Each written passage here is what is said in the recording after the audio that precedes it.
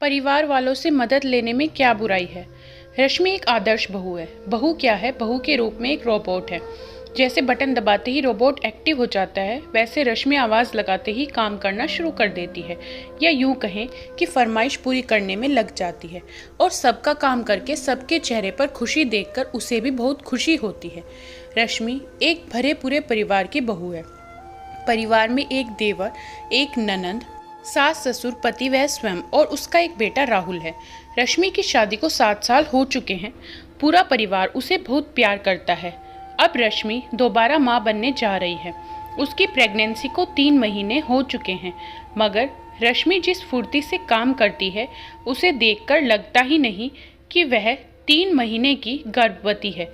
सुबह को फ्रेश होकर रश्मि अपनी सासू माँ विमला जी के साथ ही चाय पीती है और सभी को भी दे देती है। चाय पीकर वह सफाई करने में लग जाती है। आज रश्मि काम तो कर रही है, मगर बीच बीच में उसे ऐसा लग रहा है कि उसे चक्कर आ रहे हैं और उल्टियाँ भी आजकल कुछ ज़्यादा ही बढ़ गई हैं। रश्मि उल्टी करने के बाद थोड़ी देर कुर्सी पर बैठ जाती है, लेकिन अपनी ननंद और देवर की आवाज़ के साथ तुरंत उठ जाती है। भाभी, मैं आज चटनी और आलू वाले चटपटे सैंडविच लेकर कॉलेज जाऊंगी। आज क्लास और प्रैक्टिकल के बीच में खाली समय रहेगा, तो आप ज़्यादा सैंडविच बनाना। आपके बनाए सैंडविच मेरे फ्रेंड्स को बहुत पसंद है, दीपा ननंद ने कहा। हाँ भाभी, दीपा बिल्कुल सही कह रही है। सैंडविच में जो चटनी आप लगाती हैं वह लाजवाब होती है। मेरे फ्रेंड्स भी बहुत तारीफ करते हैं, देवर मनोज ने कहा। अच्छा बाबा, मैं समझ गई कि आज सैंडविच बनेंगे, वो भी चटनी के और ढेर सारे, रश्मि ने कहा और अपने पति राघव को जगाने चली गई। राघव उठो, ऑफिस के लिए लेट हो जाएगा। रश्मि ने आवाज़ दी। लगता है आज की चाय में बहुत ज़्यादा प्यार डाल दिया, इसलिए चाय कुछ ज़्यादा ही मीठी लग रही है, राघव ने चाय पीते हुए कहा। तुम भी न कुछ भी कहते हो, कहकर रश्मि बेटे राहुल को स्कूल के लिए तैयार करने लगती है और साथ साथ सैंडविच की तैयारी भी चलती रहती है। विमला जी की आवाज़ आती है। रश्मि, ज़रा अपने पापा जी का काढ़ा बना दे। लग रहा है बारिश में भीगने से सर्दी लग गई है। मैंने कहा था आज टहलने मत जाओ, मगर मेरी सुनते कहाँ हैं। ठीक है मम्मी, अभी बनाती हूँ, रश्मि ने कहा। मम्मी, अदरक नहीं है, अभी राहुल को स्कूल बस तक छोड़ने जाऊंगी तो लेती आऊंगी, कहकर रश्मि काम करने लगी, लेकिन उसे फिर से उल्टी आने लगी। राहुल को लेट न हो जाए इसलिए जल्दी से मुंह धोकर निकल गई। राहुल को स्कूल बस में बैठाकर और सब्जी की दुकान से अदरक के साथ साथ और सब्जियां भी लेती आई। जैसे ही रश्मि घर पर जाकर बैठी, राघव ने कहा, मेरा दोस्त रोहन और उसकी पत्नी कंचन शाम को आ रहे हैं, तो तुम कुछ अच्छा सा बना लेना। कंचन डॉक्टर है, मैं भी आज ऑफिस से जल्दी आ जाऊंगा। हाँ, मैं कंचन से पहले भी मिल चुकी हूँ, रश्मि ने कहा। शाम को राघव जल्दी आ गया। थोड़ी देर में ही रोहन और कंचन भी आ गए। राघव और रश्मि के साथ साथ सबने मिलकर रोहन और कंचन का स्वागत किया। रश्मि चाय और नाश्ता तैयार करने चली गई। रश्मि ने चाय के साथ फ्रेंच फ्राइज, कटलेट बनाकर परोसा। सभी कटलेट बहुत तारीफ करते हैं। विमला जी रश्मि की तारीफ करते नहीं थकती। अरे, इसके हाथों में तो जादू है, इसके बनाए खाने की सभी बहुत तारीफ करते हैं। रश्मि नाश्ता भी सही से नहीं करती, क्योंकि उसे लगता है कि फिर से उल्टी ना आने लगे। नाश्ते के बाद रश्मि ने सब बर्तन हटाए और सबके साथ बातें करने लगी। बीच बीच में वह किचन में खाने की तैयारी करने चली जाती या अपने बेटे को संभालने लगती। बेशक उसने पहले से काफ़ी तैयारी कर रखी थी। 8 बजे के बाद रश्मि डिनर लगाने लगती है। सभी खाने की टेबल पर आ जाते हैं। रश्मि ने खाने में पनीर कोफ्ता, दम के आलू, मंचूरियन, खीर और पाइनएप्पल रायता बनाया। नान और साथ ही पूरियाँ भी बनाती है और परोसती जाती है। विमला जी मदद के लिए आती हैं तो कहती है कि आप बैठिए, मैं सब कर लूँगी। सभी खाना खा लेते हैं, बस दीपा और रश्मि ही बचते हैं। रश्मि को बार बार उल्टी रोकने से अचानक से बहुत तेज उल्टी आने लगी। वह भागकर बाथरूम जाती है, उसे बहुत उल्टी होती है। अचानक से तबीयत बिगड़ने से वह बेहोश हो जाती है। सब परेशान हो जाते हैं। राघव रश्मि को बिस्तर पर लिटा देता है।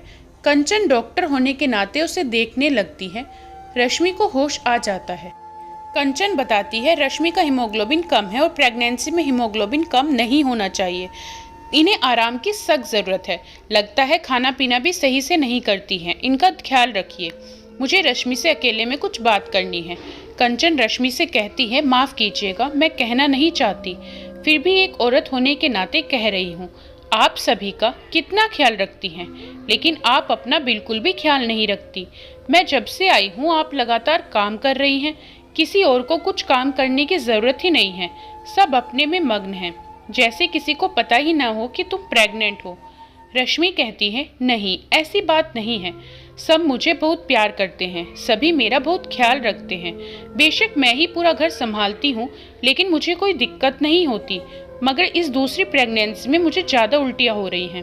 कंचन कहती है मैंने तो इतनी देर में बिल्कुल भी नहीं देखा कि कोई भी तुम्हारा ख्याल रख रहा हो, बल्कि तुम्ही सबका ख्याल रख रही हो। रश्मि कहती है दीदी और भैया कॉलेज चले जाते हैं, उनकी पढ़ाई भी है। ससुर जी अपनी दुकान संभालते हैं, राघव अपने ऑफिस। मम्मी की उम्र भी काफ़ी है, वह राहुल को संभालती है। सबके पास अपने काम है, तो मुझे किसी से मदद लेना अच्छा नहीं लगता।